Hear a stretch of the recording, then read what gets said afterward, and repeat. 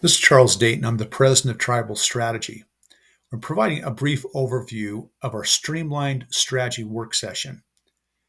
We found over the years that many planning processes take too long, and consequently, people begin to check out of the process or you lose momentum.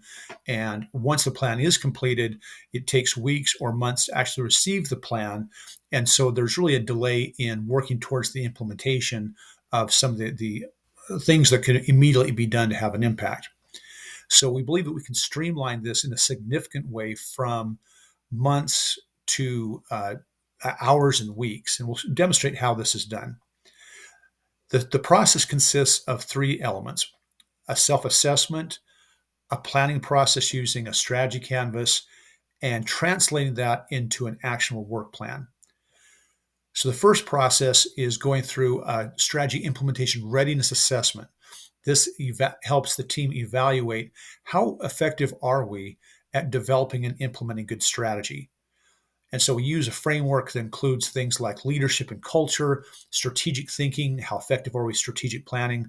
Are we aligned as the organization to actually operationalize the plan? And do we have the skill set to actually execute the plan? The next component is going through what we call a strategy canvas.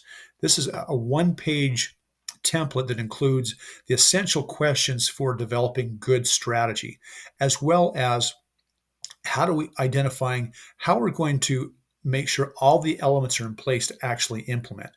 So related to strategic thinking, for example, we start by asking questions like, what issues does your department or program have that you need to address through your planning process?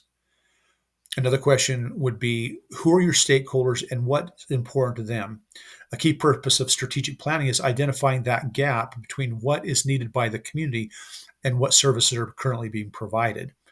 And so we're looking at multiple perspectives and identifying those gaps, and then the planning is designed to address those.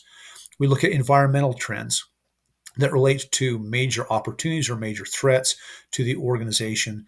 The environment is always changing, and so a good strategist will be able to look at how do we always adapt to those changes. We also look at that internal capacity. Again, this relates to that previous question and the organizational alignment questions. The final question is partnerships. Which partnerships do we need to leverage to achieve our goals?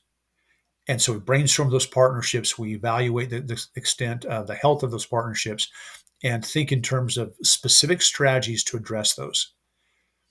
Then we move into strategic planning, which, traditionally we're looking at things like, what's our mission and purpose? Is it shared? Is it compelling? Where do we want to be in the future? Is that shared? Is that compelling? Is that something people want to be a part of, that vision? What values are going to guide our decision making and interactions with our clients and with each other? Often these are what traditional values do we want to ensure that we incorporate to our operations. And so we translate the analysis from strategic thinking and translate our vision into specific goals. We would write these initially as, what are SMART goals? We say, are they specific, meaning are they clear? Can multiple people see and gain meaning from them? Are they measurable? Do we know what the outcomes would be? Accountability, clearly identify who has primary responsibility for ensuring the goals are achieved, looking at resources and also timelines. The next column under strategic planning has to do with measurement. So we say, what key measurable results will let us know that we're successful in meeting the needs of our community? If we were to get even clearer on the measurable component of our goals, that question is, what lets us know we're successful? And these can be measured as numbers, as percentages, or dollars, typically.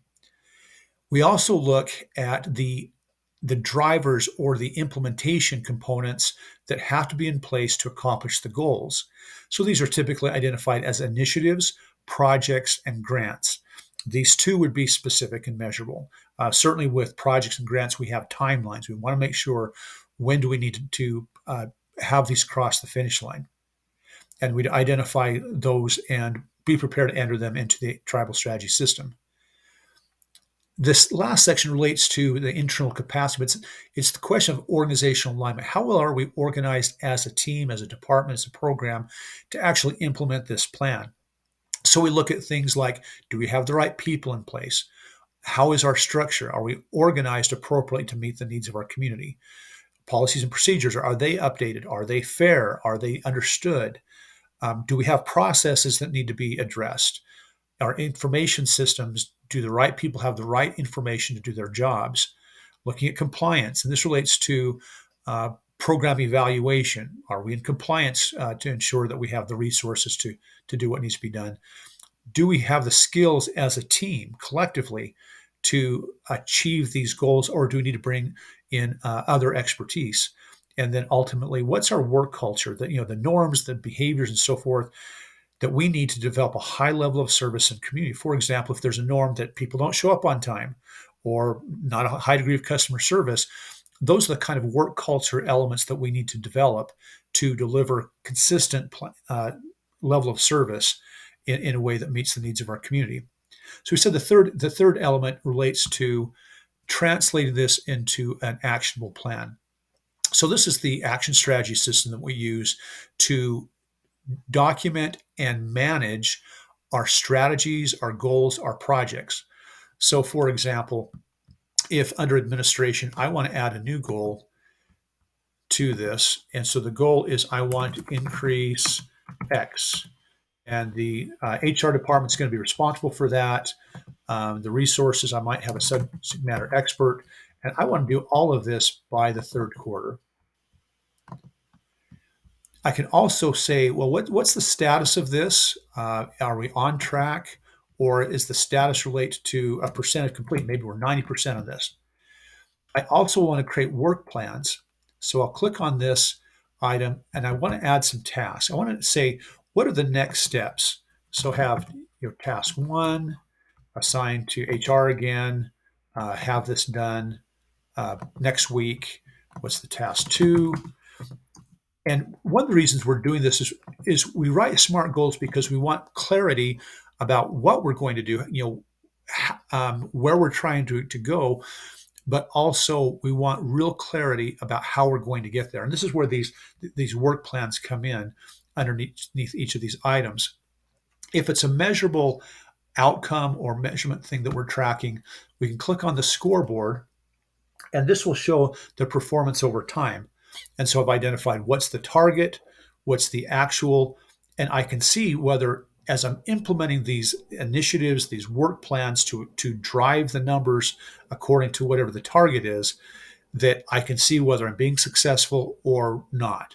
I may have the wrong strategy. I may not be implementing that strategy effectively, but this identifies, is there a gap between what we're trying to accomplish and the impact in the community and the type of work plans that we're developing. I can also identify these items as grants. I can have a list of my projects.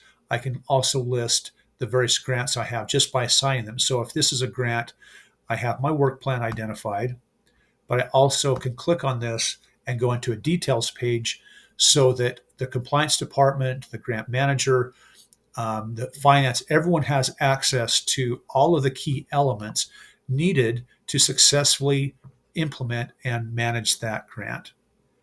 So this is a brief overview of the Streamlined Strategic work session, designed again to provide programs and departments actionable plans aligned with the needs of their key stakeholders, and also really considering the internal capacity that needs to be developed. And then once these plans are developed, once you have this in place, you can continue to develop work plans, track progress over time, and actually do the work that's going to have a high impact within your communities.